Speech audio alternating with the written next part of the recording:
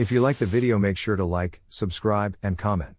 For more videos like this, what is the creepiest/scariest story or myth that you have ever heard or even experienced?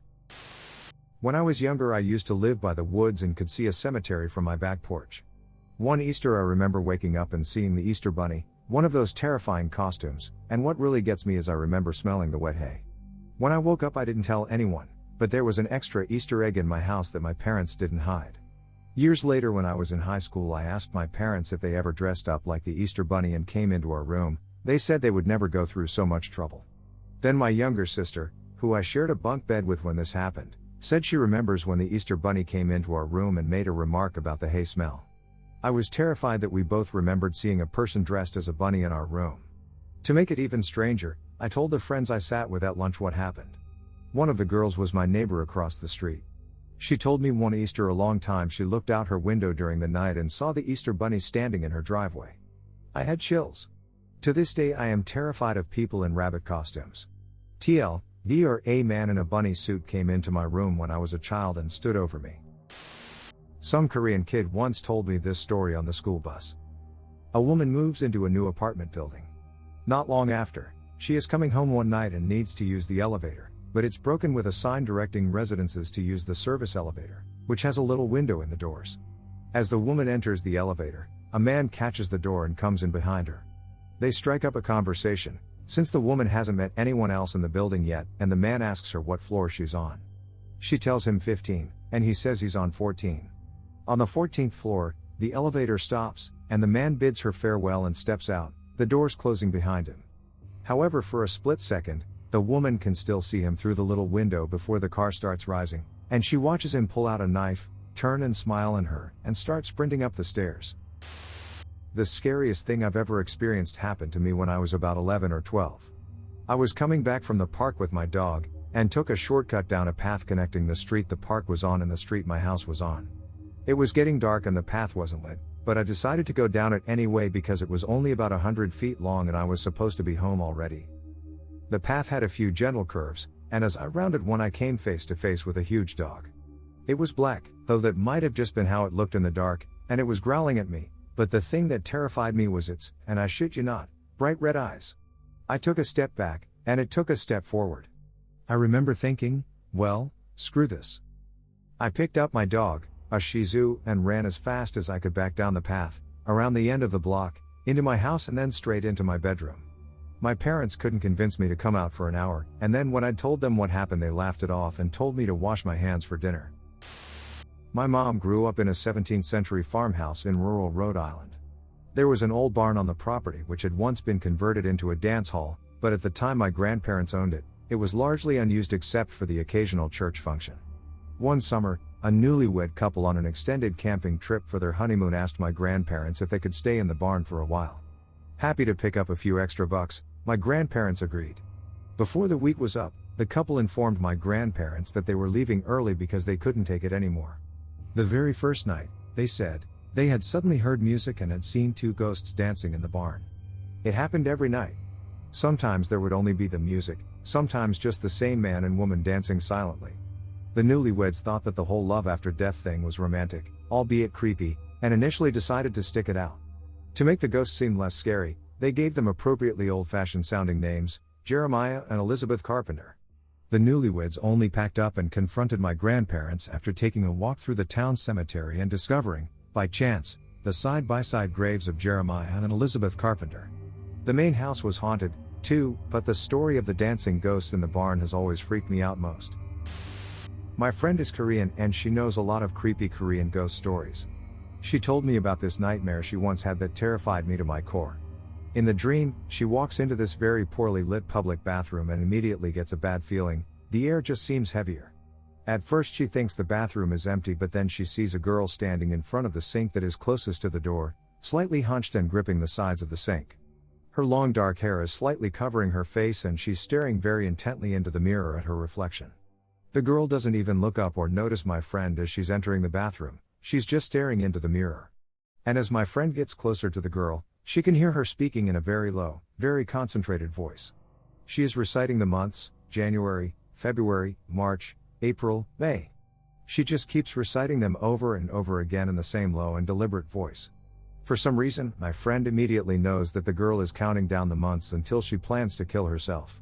Terrified, my friend quickly scurries to the stall that is farthest away from the girl and shuts and locks the door. Immediately after she shuts the door, she hears loud stomping from the far end of the bathroom, and she starts to hear the stall doors slamming open one by one. The stomping and slamming is getting closer, and my friend can tell that the girl is nearing her stall.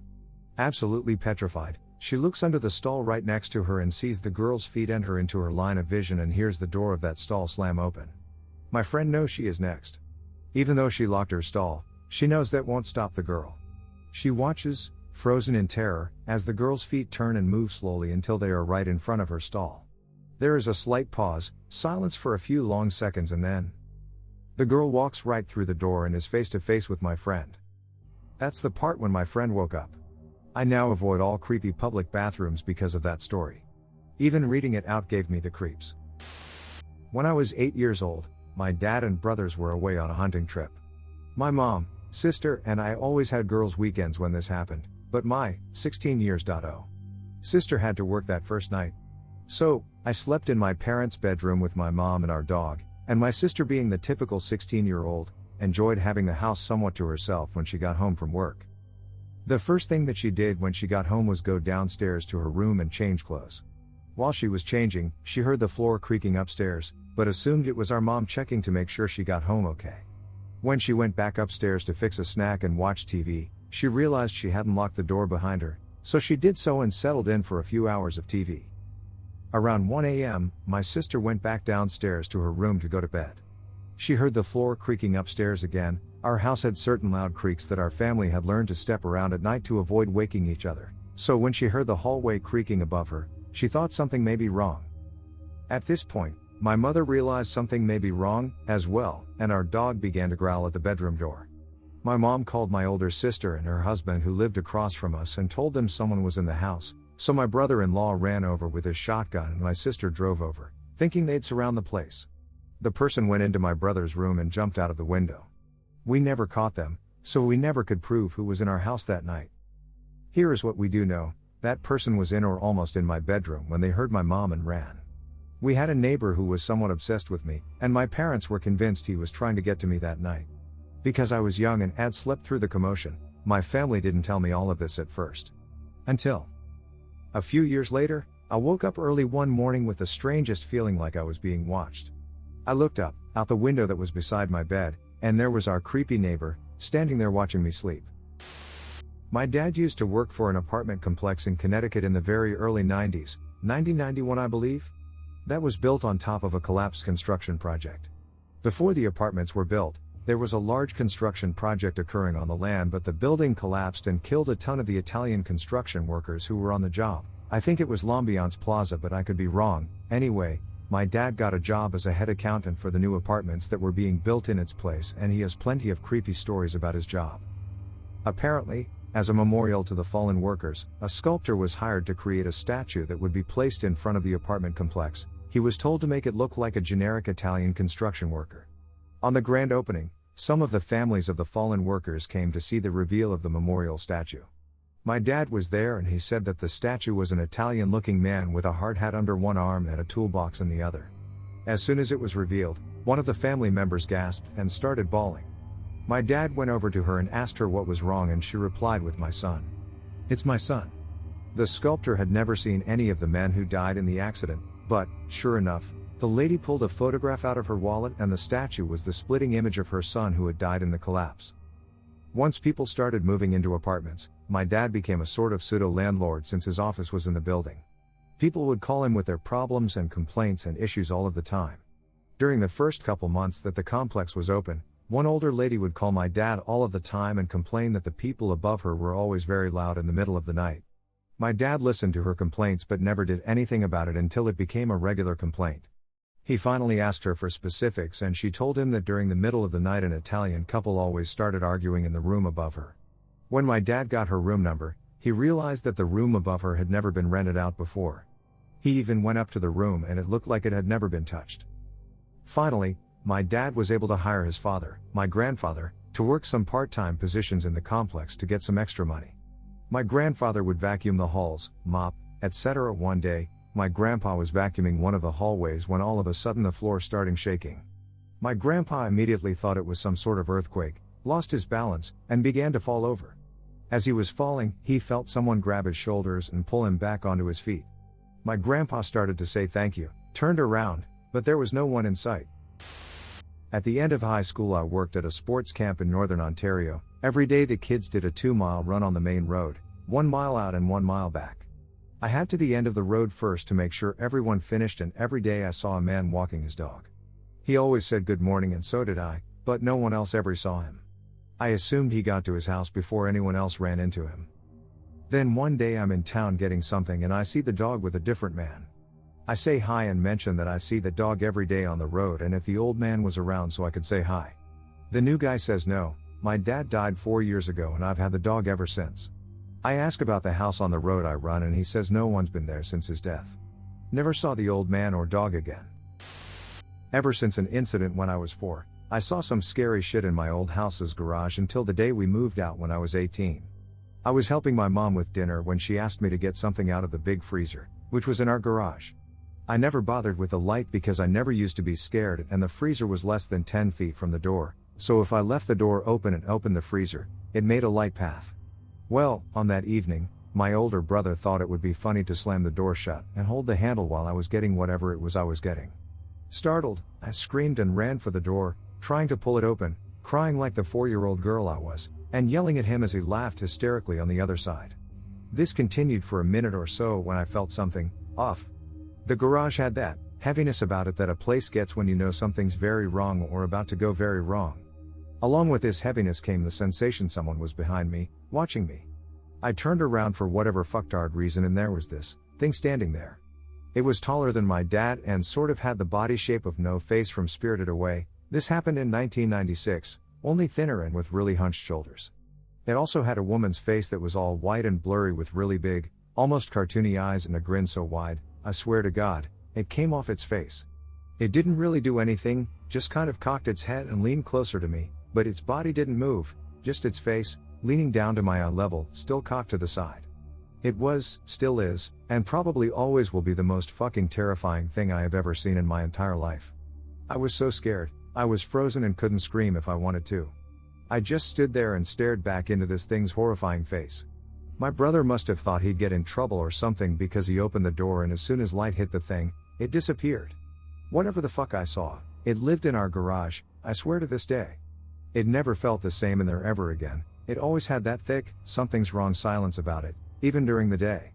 And whenever my mom made me take the trash out, even when I turned the light on, and sometimes even during the day, I'd see it lurking in the darker parts of the garage. And every year when we took Christmas stuff down from the attic, also in the garage, it would be crouched up in there, grinning at me from the corner. No one else ever saw it, and no matter how many times I tried to tell my mother or my father that there was some unholy demon spawn woman thing in the garage, they always wrote me off as being ridiculous. When my parents divorced, my mom took me and we moved up the street to a new house with an older, creepier looking garage, but I never saw that thing in it and I never got that eerie feeling like I did from our old house. Whatever the fuck it was, I've only there. I still have nightmares about it eating me or sometimes, or of it dragging me to oblivion, and I wonder if the new owners ever see it, or if I just made up a monster when I was little and never let the image go. I don't think my brother would be totally cool about me sharing this, but luckily he doesn't use Reddit and I've always thought it was a neat story, so fuck him. When my older brother was about 3 years old, I wasn't born yet, he had his own room to sleep in while my mom slept next door. On some mornings, my brother would get excited and tell my mom about the green man who would come to visit him at night. Apparently, it was some old guy in green overalls. He wouldn't do anything, he would just come by and chill, I guess. Anyway, this was a big deal to my mom, because who wouldn't freak out a little, but to my mom this was a problem because there was always somebody in the family who could see things. I've never been one of them. My mom got the place exorcised by a priest, and the green man was never heard of in the apartment again. However, my mom took my brother down to the park one day, and after his playtime was over, he told my mom about the green man playing with him the whole time. The supposed spirit may have left the apartment, but he was still following my brother around outside. I was 17 or 18 back then, and lived in this huge apartment in a very old tenement house. It had it all: 2-meter thick brick walls, high ceilings, masonry heater and a huge attic that was destroyed by a fire a few years back. Nothing creepy about the fire though. As far as I can tell, the neighborhood was kind of shitty. The roof was undamaged, so the owner never really fully renovated it due to the costs. Attic was just left as it was, littered with burned out bricks, furniture, etc. We only used it to store wood for the heater. One night me and one of my best friends are chilling out in my room. It's winter, so we're just drinking spiked tea and gossiping. Suddenly I catch something with the corner of my eye. At first, I thought it's just a play of light in my glasses, but then I saw her. Standing in the corner of my room, 8, maybe 9 years old. Dressed in an old-fashioned, lacy dress that looked yellowed and dirty. She had insanely curly blonde hair and pigtails, decorated with blue ribbon. It was just a moment, and when I turned my head to see her better, she was gone. My friend looked at me slightly puzzled, and told me I suddenly started to look very pale. I told her it's really nothing and never told her, or anyone else for that matter, what I saw. Kind of shook it off. Blamed it on the late evening, alcohol, sleep deprivation and my rich imagination. Until. Fast forward 6 months, it's now summer and my pen and paper RPG group, we used to play Cyberpunk 2020, needed a cool space to play.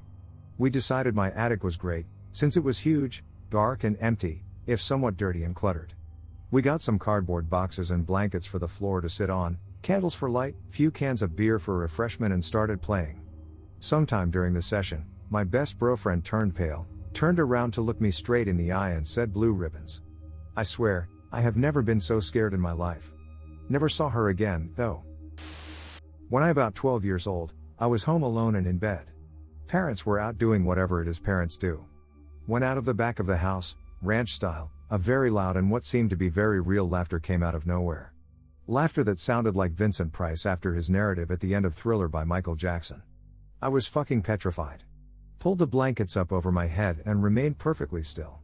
Bear in mind that I came from a fundamentalist religious family that actively taught me and other kids in the church that demons and shit are very real and you invite them into your house when you listen to rock music or touch an Ouija board or watching a scary movie and any other of an endless supply otherwise meaningless things.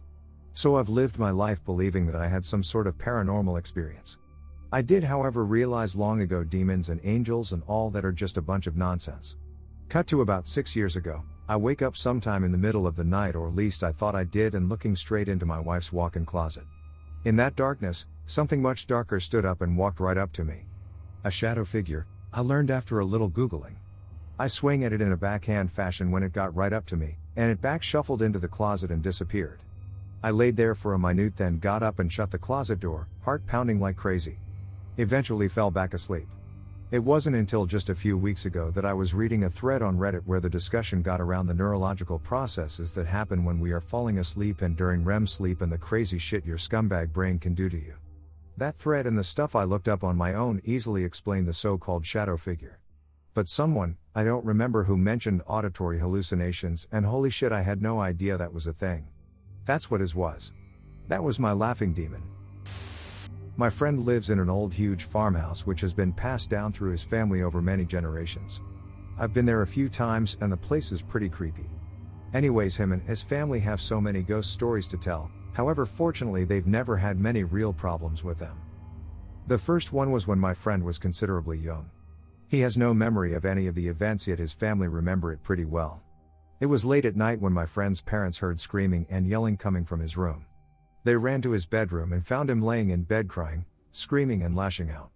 He seemed very much awake yet he can't remember it at all. Anyways, he suddenly stopped doing this and just fell back asleep.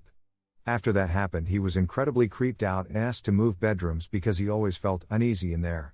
Since he's moved bedroom this never happened again. Another random incident was when he was very much home alone.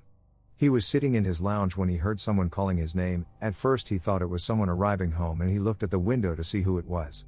No one was there, yet the person calling his name didn't stop. They were in fact getting louder and more aggressive each time they called him until it turned into a very intense scream. Naturally he crapped himself and ran out the house and went all the way to the top of the farm where he sat at the gate by the main road waiting for his parents to come home. After later investigation they found there was definitely no one at home at the time and no sign of anyone being there other than him. He's got plenty of stories like this but I don't remember them very well. My dad told me this story from when he was a teenager working at a movie theater.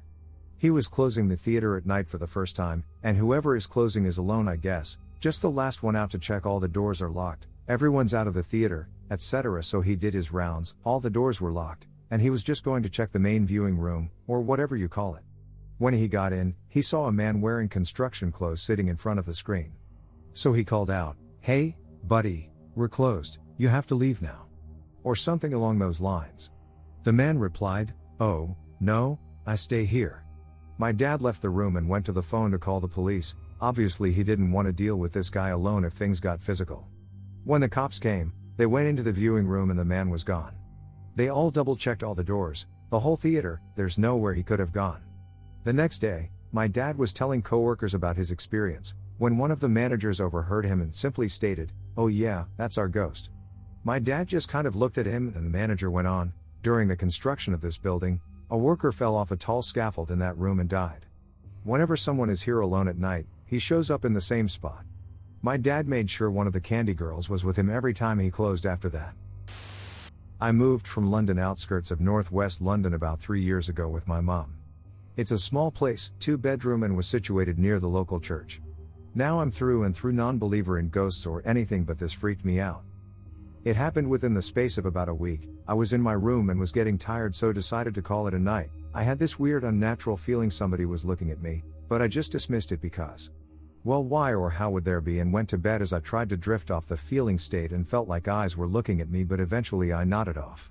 That night I woke up at about 3 a.m. and my window curtains were moving. I semi-freaked out as I felt like there was something from the other side of the window staring. I didn't see anything, but it just felt like there was. I just pulled the covers up and dismissed it again. Woke up and put down to my imagination. Next night, nothing, slept fine, nothing strange. The night after I had that same feeling, I shut my curtains, flicked the lights and got into bed. As I turned over I glimpsed a shadow past my door. But didn't hear anything, so though nothing of it, I fell asleep, and during the night I began to stir a bit and felt at the bottom of my bed as if something was resting on it, like somebody was sitting there staring. I was awake but didn't dare move. The feeling of pressure was sort of building, and I could clearly feel a slight dip in the bed on the corner. As I rolled over petrified, I see the bed slightly raise, the pressure go, and nothing. I still have put this all down to my imagination and a firm believer that this stuff does not exist, but I always remember that it freaked me out so much. When I first moved to Japan, I was working as a volunteer at a preschool, and they set me up in an old house living with a previous volunteer who had broken his back and was recovering. He told me teachers had weird experiences, and the house was creepy, but being a good skeptic, I basically ignored it. Fast forward to 2 weeks into my stay, when he finally goes home and I am left alone. First thing I do is check out all the parts of the house. I go upstairs first, to find 2 empty bedrooms that are old and creepy, but not that bad if you open the dusty curtains. Open the closets to find stacks of musty, moldy futons, which are gross, but I can handle. Not so bad, but didn't feel comfortable. Downstairs are the traditional tatami rooms, so I figure I will crash in the biggest one. I check out the closet under the stairs, more futons. My chosen room could be entered from 2 sliding doors, the entry hall or the smaller tatami room. I finish my exploration. I notice a curtain on the wall that is over window, but goes too far to the side, so I check behind it and there is a small hinged door. Feeling already a bit nope, I open it to find a room with a tiny slit window that no human could fit through and a small room full of broken baby furniture. A crib, chairs, whole deal. Massive nope. For whatever reason, decide to sleep in that room nonetheless. As I am going to sleep thinking about it, I get really creeped out and pull the covers over my head. Start dozing and hear footsteps. Massive nope, and too freaked out to come out from the covers. Footsteps getting closer, and then a hinged door opening. Closer, closer until they are standing over me. I am already panicking, and basically just freeze, and the covers fly off of me. Come to and they are on me again, pulled tight. The skeptic in me wants to call it a dream, but it was so vivid, real and accurate to a relatively new experience it is kinda hard to believe. This is a myth. The YMCA summer camp I used to attend in my youth had history back to the 1900s. There used to be a second camp next door, which was extension of the original. We were told you could see the old entrance if you looked for it when your parents drove you in / out of camp, but it was hard to spot because of overgrown foliage. A counselor told us that the camp was closed because a child became sick, and it quickly spread to other campers. They had to quarantine the place, completely seal it up. Children died. We were told by a secondary counselor that sometimes counselors would sneak there on their breaks to poke around because everything was still in its place, papers still on desks, sheets still on the bed, supplies in the closet, etc., due to the quarantine. Said secondary counselor would tell us of reports of children screaming in fright or piano music being played. Being told this, in the woods, at night, was terrifying. Right as they finished telling us this the first time, some forest creature, probably a loon, made this shrieking noise and we all metaphorically shit our pants. I don't think anyone slept that night. Many years later, I found that the camp actually existed. It was shut down because it was small and outdated and shifted operations to the bigger, still existing main camp next door. Mostly everything was dismantled or destroyed, but I've been told that there still are a few buildings standing. One day I'm gonna get out there and check, poison ivy be damned. I ran projectors at a movie theater for a few years, and creepy stuff was always happening, but most of it was inherent in the way the place worked. For example, the booth was one long hallway with 12 projectors, and you had to keep the lights off during shows, so you end up with faint moving light, shadows, and giant spinning plates that make a lot of noise, all the way down this 200+ foot hallway. I was constantly seeing and hearing things I couldn't explain, but I chalked it up to the brain's tendency to create faces and voices out of random, peripheral cues. One day, though, several things happened that couldn't be dismissed that way. It was like I was cursed. First, when I pushed the start button on a movie, I heard a deep, human-ish groan that sounded like it was coming from directly above me. At the same moment, sparks began shooting from somewhere deep in the projector, directly at my face.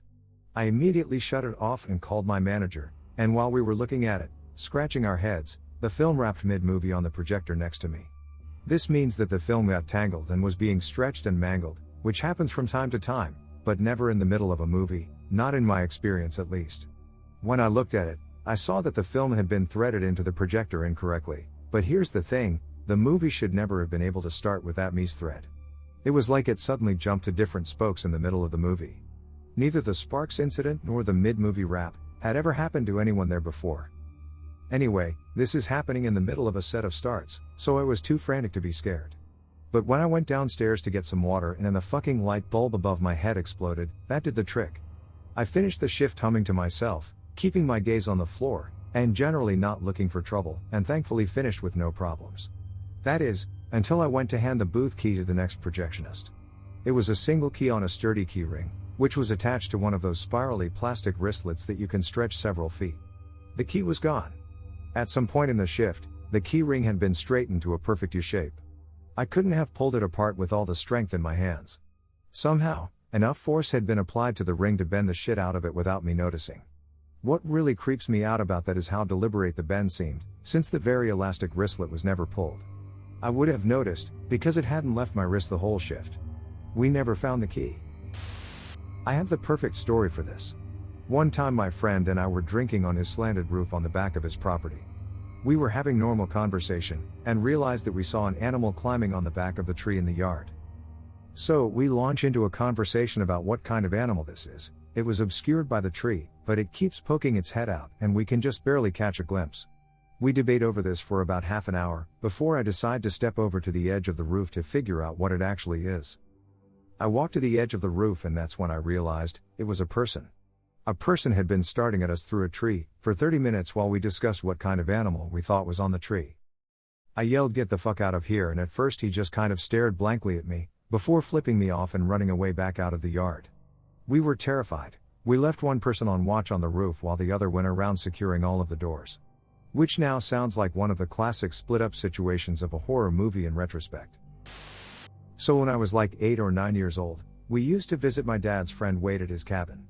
We did this a couple times a year, and eat and race go-karts, and dirt bikes and stuff like that. Anyways, next to his cabin was this dense area of woods. I remember we were never allowed to go into the woods alone, and never at night. I assumed it was because they were worried we would get lost. On that day I decided I really wanted to go exploring in the woods, but no one would go with me so I headed out on my own, assuming I wouldn't get lost. So naturally I get completely lost, and it is starting to get dark out. I remember coming across this tiny little shed in the middle of the woods. I was starting to get really nervous, but I was also curious what was inside. I end up opening the door very slowly, and I remember it being completely empty except for a small stool in the corner. I started getting really uneasy, and decided to leave. When I exited the shed, however, I remember seeing a man I had never seen before standing about 100 feet away just staring at me. I remember he was wearing rags, and had a very thick scruffy looking beard. Needless to say, he scared the shit out of me and I fucking bolted. He started chasing me, but he was old and not very fast, so I ended up losing him after a little bit. I didn't stop running until finally I ran into my dad, who had come looking for me in the woods. I immediately started sobbing and he took me back to the cabin. I told them what had happened and they looked really concerned. The next day, when Wade had gone to town, someone broke into his cabin, stabbed Wade's dog to death, and fucking trashed the place. Wade moved out the next week, and he said he saw an old man watching him as drove away for the final time. Gives me chills just thinking about him. I used to be a waitress at a restaurant and bar that closed at 2 a.m, so on busy nights after closing down I'd be the last one to leave, and sometimes I wouldn't get out of there until after 3 a.m. Once there was a woman in the employee parking lot, which was a couple of blocks from the restaurant. It was downtown, so parking wasn't readily available. She was my age, young 20s, and visibly pregnant. She asked if I could give her a ride, and I had just worked like 14 hours and was so exhausted and just immediately had a bad feeling about her, so hesitantly I said no. She told me she was hiding from her abusive boyfriend, and showed me bruises all over her arms and asked me to please just give her a ride to a hotel. She's scared to walk anywhere because he's out looking for her, as she left in the middle of the night. I had just gotten out of an abusive relationship and had a protective order on my ex at the time, as well as a business card and information to the local domestic violence shelter and various other resources like that, so obviously I felt obligated to help and related to the fear she was feeling and offered to give her a ride. She got in the car with me, but I could not shake this terrified feeling, so I got out my phone and pretended my friend was calling me, and stayed on the phone with him the entire ride, saying things like, "I'm giving a girl a ride to a hotel and then I'll be home soon." And I guess he got the feeling that I was scared and in a bad situation, because it wasn't hard to keep him on the phone and he didn't ask for a lot of explanation. Anyways, I gave her the card to the local domestic violence hotline where she could get in touch with the shelter advocates. As we drove, her story turned from her needing a ride to a hotel to her needing a ride to a specific hotel that she supposedly already had been staying at. I pulled up to the front desk of this seedy hotel and she didn't want to get out of the car. She was super insistent that I drive her to the back of the hotel, and I refused. She started saying she was scared to walk to her room because guys hang out outside of the rooms, but nobody was around and it was completely dark. I told her to ring the doorbell to the front desk and ask them to take her to her room, and she started saying, "I just don't want you to get in trouble for dropping me off." I kept refusing to take her to the back of the hotel and she eventually got out of the car.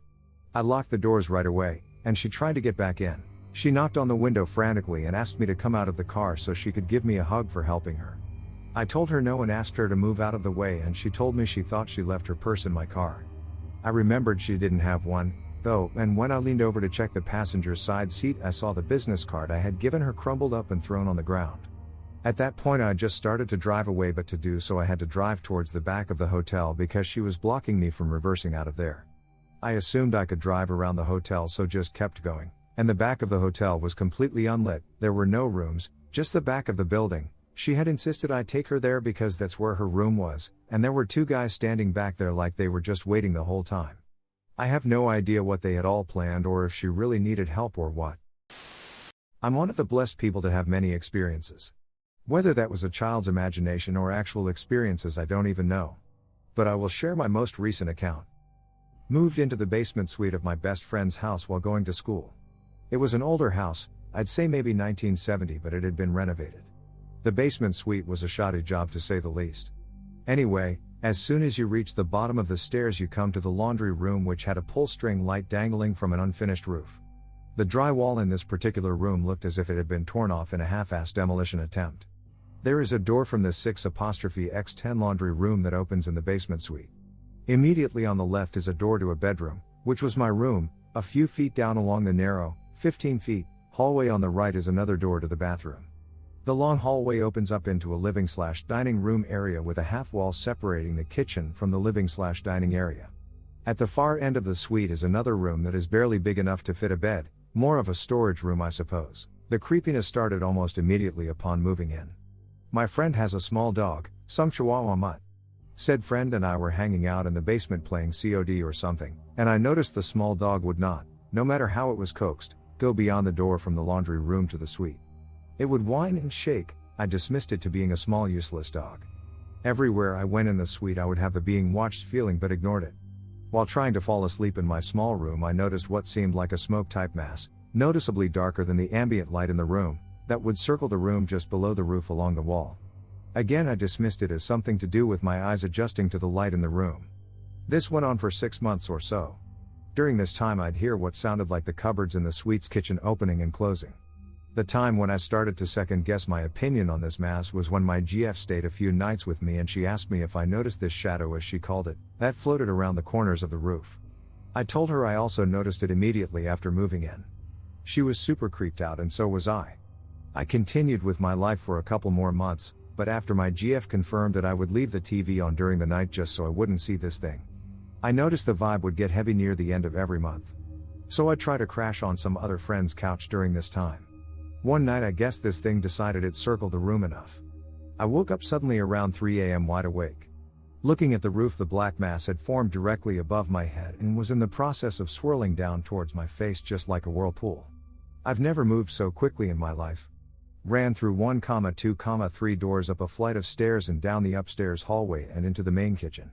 This commotion somehow only woke my friend up, who came out to the kitchen to find me sitting at the kitchen table breathing heavily.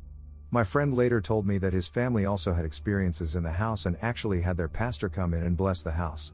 Apparently they forgot to do the basement.